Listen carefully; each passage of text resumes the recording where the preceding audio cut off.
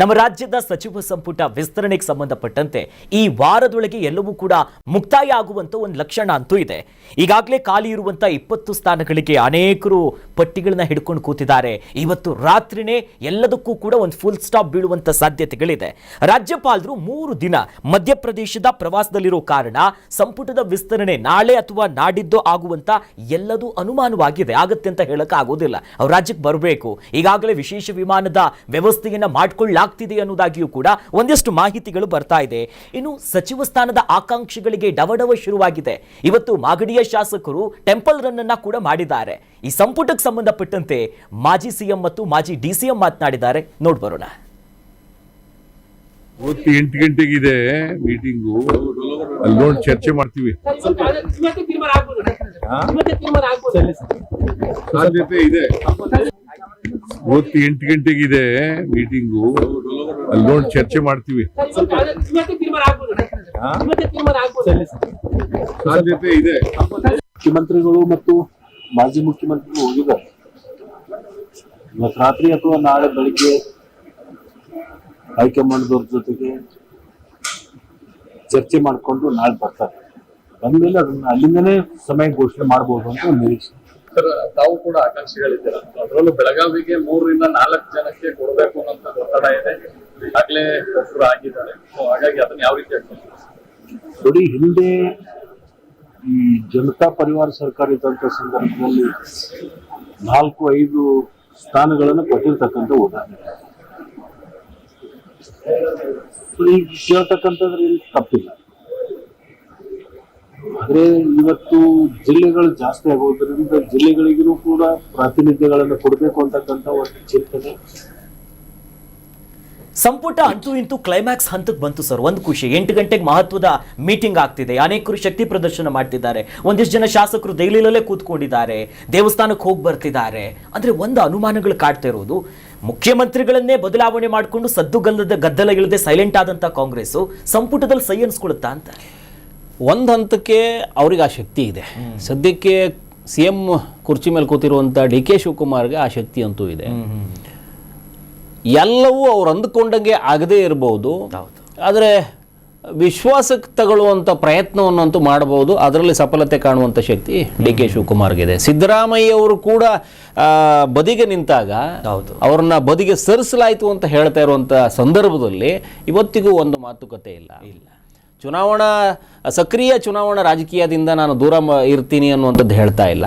ರಾಜಕಾರಣದಲ್ಲಿ ಇರ್ತೀನಿ ಅನ್ನುವಂಥ ಮಾತುಗಳನ್ನ ಇವತ್ತಿಗೂ ಹೇಳ್ತಾ ಇದ್ದಾರೆ. ಅಂದ್ರೆ ಕಾಂಗ್ರೆಸ್ಸಿಗೆ ತದ್ವಿರುದ್ಧವಾದ ಹೇಳಿಕೆಯನ್ನ ಇವತ್ತಿಗೂ ಕೊಟ್ಟಿಲ್ಲ.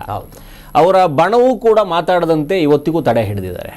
ಇವತ್ತು ಚುನಾವಣೆ ವಿಚಾರನ ಬದಿಗೊತ್ತಿ ನೋಡಿದ್ರೆ 20 ಜನರ ಈ ಸಚಿವ ಸಂಪುಟದ ವಿಸ್ತರಣೆ ಕಾರ್ಯಕ್ರಮಕ್ಕೆ ಸಿದ್ದರಾಮಯ್ಯ ಅವ್ರನ್ನು ಸೇರಿಸಿ ದೆಹಲಿ ಕರೀತಾ ಇದ್ದಾರೆ. ಸೊ ಅಲ್ಲಿಗೆ ಅವ್ರನ್ನ ಇನ್ನೂ ಪವರ್ಲೆಸ್ ಮಾಡಲಿಲ್ಲ. ನೀವು DK ಶಿವಕುಮಾರ್ ಅವ್ರನ್ನ ಮಾತ್ರ ದೆಹಲಿಗೆ ಕರೆಸ್ಕೊಂಡಿದ್ದಿದ್ರೆ ಇಲ್ಲೊಂದಷ್ಟು ಮುನಿಸು, ಹುಸಿ ಮುನಿಸು ಇವೆಲ್ಲ ಶುರುವಾಗಿರೋದೇನು. ಯಾವುದೇ ಕಾರಣಕ್ಕೂ ಕರ್ನಾಟಕದ ಸಂಬಂಧಪಟ್ಟಂಗೆ ಆಡಳಿತ ವ್ಯವಸ್ಥೆ ಅಡಿ ಸಿದ್ದರಾಮಯ್ಯ ಇಲ್ಲದೆ ಇದ್ದಾಗಲೂ ಕೂಡ, ಯಾವುದೇ ಆಡಳಿತ ವ್ಯವಸ್ಥೆ ಅಡಿ ಇಲ್ಲ ಅವರಿಗೆ, ಆದ್ರೂ ಕೂಡ ದೆಹಲಿಯ ಪ್ರವಾಸ ಇಬ್ರು ಸೇರಿ ಕೈಗೊಳ್ತಾ ಇದ್ದಾರೆ. ಸೊ ಆ ಸಂದರ್ಭದಲ್ಲಿ ಮೊದಲಿಗೆ ಈ ಕಾಂಗ್ರೆಸ್ನ ನೇತೃತ್ವವನ್ನು ವಹಿಸಿ ಅಧಿಕಾರಕ್ಕೆ ಬರೋದಕ್ಕೆ ಈ ಇಬ್ಬರು ಕೂಡ ನಗು ಹೊತ್ತಿದ್ರು ಅನ್ನುವಂಥದ್ದನ್ನ ಕಾಂಗ್ರೆಸ್ ಹೈಕಮಾಂಡ್ ಮಾರ್ತಿಲ್ಲ. ಅದನ್ನ ಮತ್ತೆ ಪ್ರೂವ್ ಮಾಡೋದಕ್ಕೆ ಇಬ್ಬರನ್ನು ಸೇರಿಸಿ ದೆಹಲಿ ಕರೆಸ್ಕೊಳ್ತಾ ಇದ್ದಾರೆ. ಇಬ್ಬರದ್ದು ಸೇರಿಸಿ ಪಟ್ಟಿ ತಗೊಳ್ತಾ ಇದ್ದಾರೆ. ಅದರ ಜೊತೆಗೆ ಮಲ್ಲಿಕಾರ್ಜುನ್ ಖರ್ಗೆ ಅವರು ಕೂಡ ನಮ್ದೊಂದಿರಲಿ ಅಂತ ಅವರು ಒಂದಷ್ಟು ಕೊಡ್ತಾರೆ. ಹರಿಪ್ರಸಾದ್ ಅವರ ಹೇಳಿಕೆಗಳನ್ನ ಕೂಡ ಆಧರಿಸಲಾಗುತ್ತೆ. ಇನ್ನು ಚೌಕಟ್ಟಿನ ಆಧಾರದಲ್ಲೇ ಬರ್ತಾ ಇದೆ. ಆದರೆ ಹೆಚ್ಚುವರಿಯಾಗಿ DK ಶಿವಕುಮಾರ್ ಯಾರನ್ನ ಪಟ್ಟಿ ಮಾಡಿ ಕೊಡ್ತಾರೋ ಅದೇ ಹೆಚ್ಚುವರಿ ಆಗಿ ಪಾಸಾಗಿ ಬರುವ ಸಾಧ್ಯತೆ ಇದೆ. ಯಾಕಂದರೆ ನೇತಾರನಿಗೆ ನನ್ನ ಸೇನಾ ಪಟ್ಟಿಗಳು ಹೆಂಗಿರಬೇಕು, ಸೇನಾ ಅಧಿಕಾರಿಯಾಗಿದ್ದಾಗ ತನ್ನ ಸೈನಿಕರು ಹೇಗಿರಬೇಕು ಅನ್ನುವಂಥ ಪಟ್ಟಿಗಳು ಕೂಡ ಇವರಿಗೆ ಮೊದಲ ಅವಕಾಶ ಕೊಡಲಾಗುತ್ತೆ. ಸಿದ್ದರಾಮಯ್ಯವರಿಗೂ ಕೂಡ ಇದರಲ್ಲೊಂದು ಅವಕಾಶ ಇದೆ. ಆದರೆ ಸಿದ್ದರಾಮಯ್ಯವರು ಎಲ್ಲ ಹೆಸರುಗಳನ್ನು ಕೂಡ ಅವರ ಹಳೆಯ ಈಗ ಇದ್ದಂಥ ನಿಕಟಪೂರ್ವ ಯಾರಿದ್ದಾರೋ ಅವರನ್ನೇ ಅವ್ರು ಹೆಸರಿಸ್ತಾರೆ. ಆದರೆ ಅದಕ್ಕೆ ಒಪ್ಪುವಂಥ ಸಂದರ್ಭ ಈಗ ಡಿ ಕೆ ಶಿವಕುಮಾರ್ ಮುಂದೆ ಇಲ್ಲ. ಹೊಸ ಯುಗ ಮಾಡ್ತಾ ಇದ್ದೀನಿ, ನವಯುಗ ಮಾಡ್ತೀವಿ ಅನ್ನುವಂಥದ್ದಕ್ಕೆ ಹೊರಟಿರುವಂಥ ಡಿ ಕೆ ಶಿವಕುಮಾರ್ಗೆ ಈ ಹಳೆ ಸಚಿವರನ್ನೇ ಮತ್ತೆ ಕರ್ಕೊಂಡೋಗಿ ದಂಡು ಕಟ್ಕೊಂಡೋಗಿ ಅದೇ ಹಳೆಯ ಸರ್ಕಾರದ ಅಧಿಕಾರ ಕೊಡೋದಕ್ಕೆ ಮನಸ್ಸಿಲ್ಲ. ರಿಜ್ವಾನ್ ಅಂತವರು ಅಥವಾ ಇಕ್ಬಾಲ್ ಹುಸೇನ್ ಅಂತವರು, ಸಲೀಮು, ಹ್ಯಾರಿಸು, ಈ ಕಾನ್ಸೆಪ್ಟಲ್ಲಿ ಇವರು ಇದ್ದಾರೆ.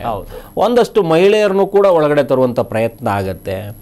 DCM ಅವಕಾಶಗಳಲ್ಲೂ ಕೂಡ 2 ಹೆಚ್ಚುವರಿಯಾಗಿ ತಗೊಂಬಂದರೆ ಸತೀಶ್ ಜಾರಕಿಹೊಳಿ ಅವರು ಇವ್ರಿಗೇನು ಹೆಗಲು ಕೊಟ್ಟಿದ್ರು ಅವರಿಗೂ ಒಂದು ನ್ಯಾಯ ಕೊಡೋ ಪ್ರಯತ್ನವನ್ನು ಕೂಡ ಅವ್ರು ಮಾಡಬಹುದು. ಹೆಚ್ಚುವರಿ DCM ಬೇಕು ಅಂತ ಕೇಳ್ತಾ ಇರೋದು ಡಿ ಕೆ ಶಿವಕುಮಾರ್ ಅಂತ ಕೇಳ್ಪಡ್ತಾ ಇರೋದ್ರಿಂದ ಎಲ್ಲೋ ಒಂದು ಕಡೆ ಯಾರ್ಯಾರು ಸಾಥ್ ಕೊಟ್ಟಿದ್ರು ತನ್ನ ಅಧಿಕಾರಕ್ಕೋಸ್ಕರ, ತನ್ನನ್ನು ಮುಖ್ಯಮಂತ್ರಿ ಗಾದಿಗೆ ಇನ್ನೇನು ಕೈ ತಪ್ಪಿತು ಒಂದು ಸಂದರ್ಭದಲ್ಲಿ ಒಂದಷ್ಟು ಸಹಿ ಸಂಗ್ರಹ ಆಯ್ತಂತೆ, ಇನ್ನೊಂದಾಯ್ತಂತೆ, ಮತ್ತೊಂದಾಯ್ತಂತೆ, ಇವ್ರ ಮನೆಗೆ ಅವ್ರು ಭೇಟಿ ಕೊಟ್ಟರಂತೆ, ಈ ಏನು ಕಾರ್ಯಚಟುವಟಿಕೆ ಆಯ್ತಲ್ಲ ಅಂತ ಸಂದರ್ಭದಲ್ಲಿ ಜೊತೆಗಿದ್ದವ್ರನ್ನ ಅಧಿಕಾರಕ್ಕೆ ಬಂದ ತಕ್ಷಣಕ್ಕೆ ಮರೆಯುವಂಥವ್ರಲ್ಲ DK ಶಿ. ಹಾಗಾಗಿ ಅಲ್ಲೆಲ್ಲೋ ಒಂದು ಕಡೆ ಒಂದು ಚಾಣಾಕ್ಷತೆಯನ್ನು ಮೆರೀತಾ ಇದ್ದಾರೆ. ಯಾರು ಹೆಗಲು ಕೊಟ್ಟಿದ್ರು ಅವರನ್ನು ತಮ್ಮ ಪಕ್ಕದಲ್ಲೇ ಗದ್ದುಗೆ ಹಾಕಿ ಕೂರಿಸೋದಕ್ಕೆ ಪ್ರಯತ್ನ ಪಡ್ತಾ ಇದ್ದಾರೆ. ಈ 20ರ ಪಟ್ಟಿಯಲ್ಲಿ ಹೆಚ್ಚು ಕಡಿಮೆ ಬೇಳೂರು ಗೋಪಾಲಕೃಷ್ಣ ಅಂತವರು, ಅಶೋಕ್ ಪಟ್ಟಣ್ ಅಂತವರು, ಲಕ್ಷ್ಮಣ್ ಸವದಿ ಅಂತವರು ಇವರೆಲ್ಲ ಒಳಗಡೆ ಬರ್ತಾರೆ ಅನ್ನೋದು ಹೆಚ್ಚು ಕಡಿಮೆ ಫಿಕ್ಸ್ ಆಗೋಗ್ಬಿಟ್ಟಿದೆ. ಇನ್ನೇ ಅಂತಿಮ ಒಂದು ಪಟ್ಟಿ ಈಚೆ ಬರೋದು ಬಿಟ್ಟರೆ ಈಗ ಯಾರ್ಯಾರು ಮೊದಲು ಆಕಾಂಕ್ಷಿತರಿದ್ದಾರೋ ಅವರೆಲ್ಲರನ್ನೂ ವಿಶ್ವಾಸಕ್ಕೆ ತಗೊಳ್ಳುವಂಥ ಪ್ರಯತ್ನ ಮಾಡ್ತಾರೆ. 3 ದಿನ ರಾಜ್ಯಪಾಲರು ಪ್ರವಾಸದಲ್ಲಿದ್ದಾರೆ. ಸೊ ಸೋಮವಾರದಷ್ಟೊತ್ತಿಗೆ ಪ್ರಮಾಣ ವಚನಕ್ಕೆ ಒಂದು ಹಾದಿ ಸಿಗಬಹುದು. ಸೋಮವಾರ ಪ್ರಮಾಣ ವಚನ ಆಗೋ ಸಾಧ್ಯತೆ ಇದೆ. ನಾಳೆ ಅಂತಿಮ ಪಟ್ಟಿಯ ಒಂದು ಬಿಡುಗಡೆ ನಂತರದಲ್ಲಿ ವಿಶ್ವಾಸ ಮತ ಏನು ಹಾಕೋತಾರಲ್ಲ ಅದೇ ನಿಟ್ಟಲ್ಲಿ CM ತನ್ನ ವಿಶ್ವಾಸಕ್ಕೆ ಯಾರ್ಯಾರನ್ನ ತಗೊಳ್ತಾರೆ ಅನ್ನುವಂಥದ್ದನ್ನ ನೋಡಬೇಕು. ನಾಳೆಗೆ ಒಂದಷ್ಟು ಬೆಳವಣಿಗೆ ಅಂತೂ ಸಾಧ್ಯತೆ ಇದೆ. ಕರ್ನಾಟಕ ನ್ಯೂಸ್ ಬೀಟ್ ಫಾಲೋ ಮಾಡಿ, ಸಬ್ಸ್ಕ್ರೈಬ್ ಮಾಡಿ.